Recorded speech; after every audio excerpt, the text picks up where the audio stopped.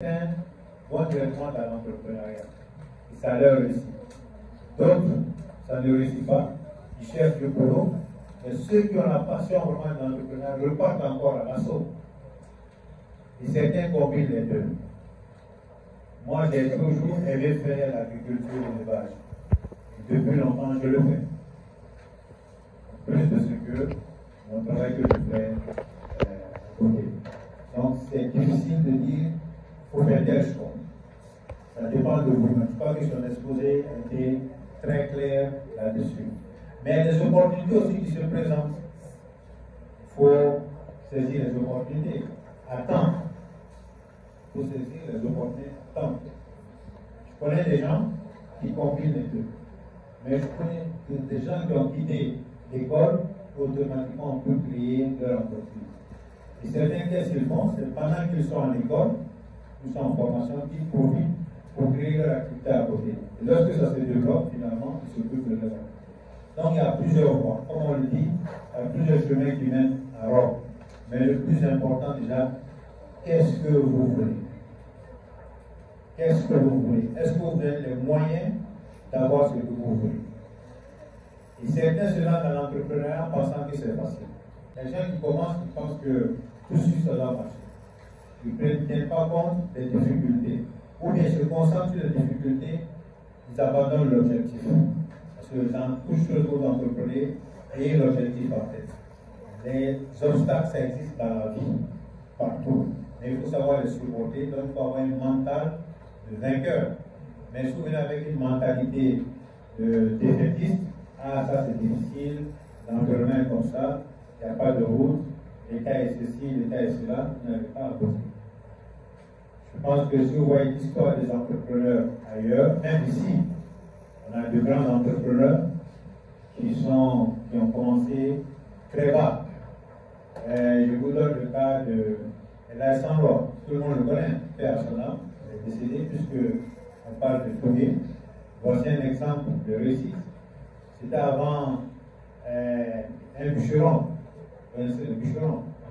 On fait le bois pour vendre. Il y a beaucoup d'histoires comme ça.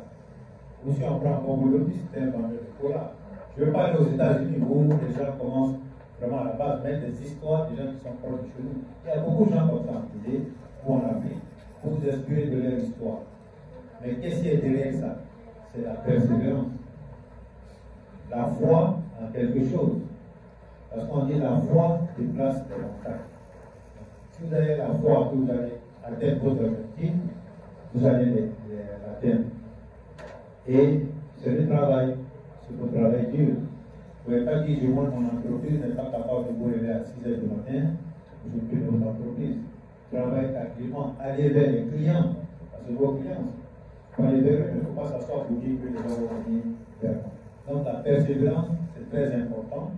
Et il faut retenir ce que Dieu nous a dit. Tu gagneras ton pain à ceux de ton fond. Donc, c'est le travail, mais aussi la persévérance, la patience et savoir gagner. Parce que certains aujourd'hui, dès qu'ils créent l'entreprise, c'est comment gagner vite au maximum. Ou certains même dans leurs emplois. On voit aujourd'hui beaucoup de jeunes, tout de suite ils veulent être riches, mais ça se passe. C'est comme pour ceux qui font l'agriculture, quand on met la semence dans le sol, d'abord il faut préparer le sol, il y a du travail qu'il faut faire avant de planter. Et quand vous plantez, la graine est sous le sol, vous ne voyez pas la graine. Donc, mais il faut arroser, il faut mettre des engrais agricoles. Et un jour, vous voyez la plante du sol. Et là, il faut continuer à entretenir la plante jusqu'à la récolte. Comme ça se passe. Donc, c'est la même chose aussi pour celui qui crée son entreprise ou même celui qui travaille aussi. Parce que là, c'est un conseil que je donne aussi. Beaucoup de gens vont travailler dans l'entreprise, mais n'ont pas cet esprit en disant si l'entreprise marche, mon emploi aussi est sauvé. C'est un bien qui s'en fiche carrément.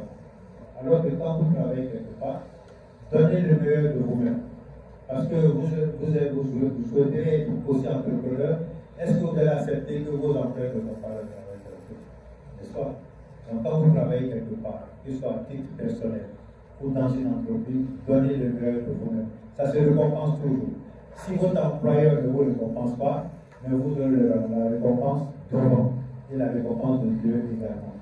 Et je connais un cas comme ça ailleurs, pour le monsieur qui se donne à fond.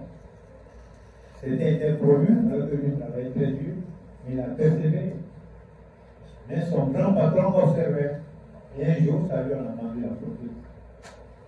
Et l'entreprise est devenue sienne.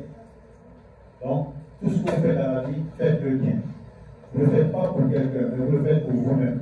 Parce qu'au bout de l'effort, c'est le succès. On ne peut pas avoir le succès sans effort, sans éthique. Mettez aussi l'éthique dans tout ce que vous faites. Que ce soit en entreprise, votre propre entreprise, que ce soit là où vous travaillez pour quelqu'un d'autre. Mettez toujours l'éthique devant, parce que l'honnêteté, ça paye. Ça paye. Mais la malhonnêteté ne paye pas. Peut-être ça peut vous gagner quelque chose de suite, mais demain, vous ne paierez pas. Donc, l'intégrité est importante dans tout ce que vous faites. Je pense que j'ai assez dit quelques mots, mais n'oubliez pas la persévérance, la patience, l'intégrité et la capacité à surmonter les obstacles avec l'objectif en tête, pas les obstacles. Je vous remercie.